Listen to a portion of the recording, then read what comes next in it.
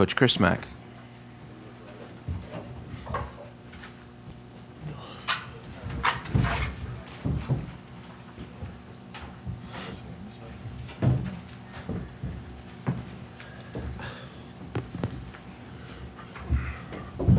Beat a really good team. You know, our guys are very aware of the togetherness, the toughness, and the resiliency that Butler's played with all year. And but at the same time, you know, coming into the game, we felt like, you know, for the 80 minutes that we played in our 2 regular season games, 72 of those minutes, I don't think you could tell who the better team was. And you know, we let turnovers plague us in game 2 at our place a couple weeks ago, and I switched up how we defend the dribble handoffs and brush screens and all that stuff from game 1 to game 2, and it helped our team. And so tonight, I think our team did both things. We handled their dribble penetration for the most part, and other than that stretch in the second half, you know, we did a good job in the last 4 or 5 minutes taking care of the ball and getting good shots, getting to the foul line. Raise your hands for questions. We'll get the mic. Let us get the mic to you. Chris, are you able to verbalize what a relief this win is? I don't look at it as relief. You know, I think we have competitive guys, and they understand what's at stake. I mean, I don't know how you can't. 2017, everywhere we go, guys, you know, have their phones up to their noses. So I'm sure they're Snapchatting, but at the same time, every once in a while, they're probably checking Twitter and, you know, seeing the bottom line on ESPN and Fox Sports 1, Stuart Mandel. So we're aware of all that stuff. The bigger issue is making sure that we play our best against really good teams. And Butler's a really good team, good program, and they've had a special year, and wish them well in the NCAA tournament. Right here in front. Coach, you mentioned yesterday that you were uncertain as to where this team stands in regards to the NCAA tournament. Does that change after tonight's win? No, I mean, I still don't know where we stand. Again, I only care about the Big East tournament right now. And, you know, I talked a lot at the press conference that we had before we left here for New York about how I felt about my team and our resume, if you will. But I'm here to talk about the Big East tournament and a game that was well played tonight, 2 teams that battled tooth and nail. I mean, the game could have gone either way down to the wire. Our guys made some big-time plays. Malcolm probably had the best game of his career next to me. And, you know, Trayvon has done it all year long, and that's why we put the ball in his hands at the end. So let's talk about the Big East tournament, and it's special to be playing on Friday night tomorrow. Second round. Trayvon, can you bring us through that play where you hit the big shot late there in the second half?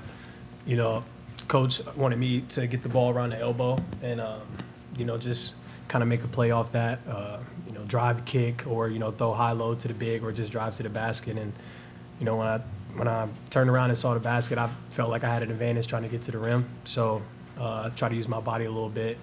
And, you know, the main thing was just to stay poised and, you know, just got a shot off. Second row left. This is for all you guys. First half, you against DePaul, you guys really looked a little lethargic, and now you're at this point now. What did you guys have to do to get from point A to point B now, for anyone who wants to answer? Well, I mean, I want these guys to answer the majority of questions, but I would say I disagree with you that we were lethargic. You know, I thought if anything we pressed. Defensively, we played pretty well. I just thought our guys were pressing. We couldn't make a shot. You know, and that's we're no different. There are a lot of teams that come in the Garden with those bright lights and miss a lot of shots, but our team settled in, if you will. Right here in front. Trayvon, first half, guys was close. What are some of the halftime adjustments you guys made mentally and physically? Well, mentally, you know, he just told us to, you know, stay in the game. The other 2 games that we played against them, it's been the same way.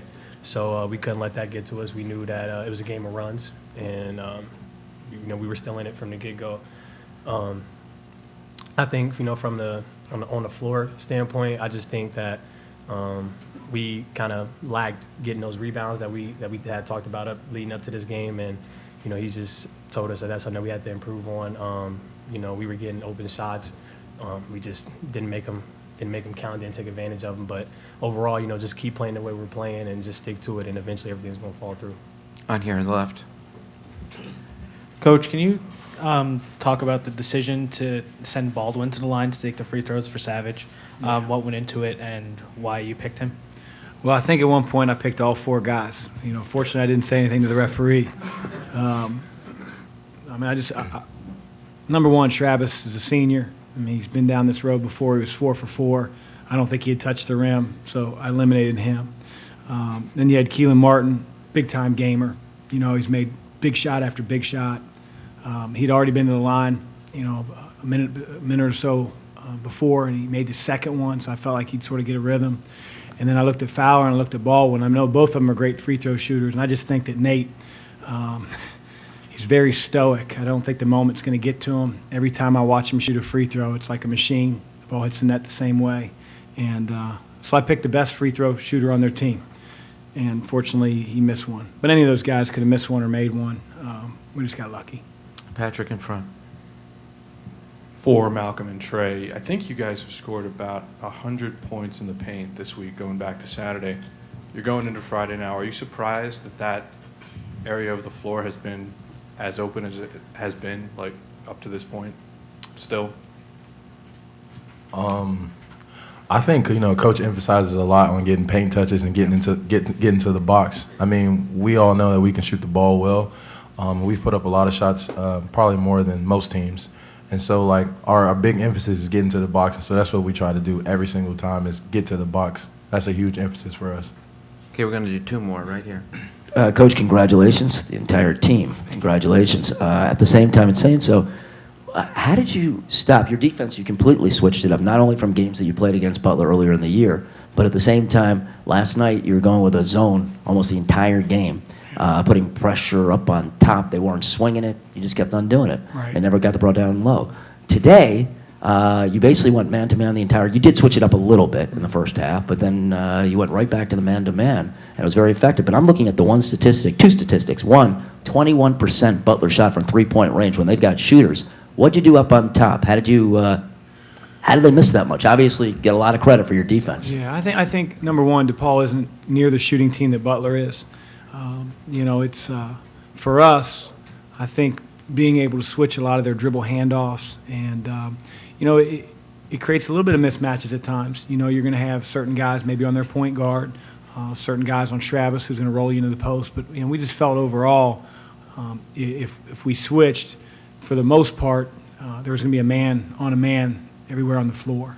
And, again, I think our guys have great respect for the type of shooting team that Butler is. And, you know, being able to contain the basketball is the most important thing defensively. If you do that, it doesn't require a second defender to help. And I think our guys did that. And we tried to mix it up because I think our team's been pretty effective playing zone. But we couldn't do what we did against DePaul, in my opinion, and feel like we could be successful.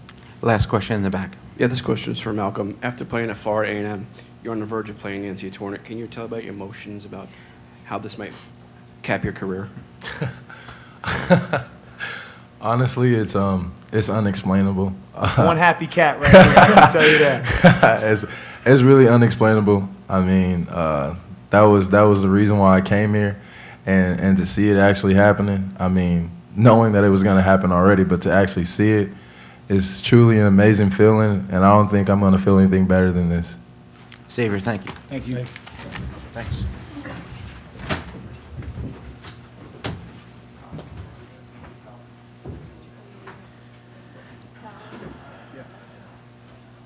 Okay, now for Butler, it's going to be Keith and Savage and Andrew.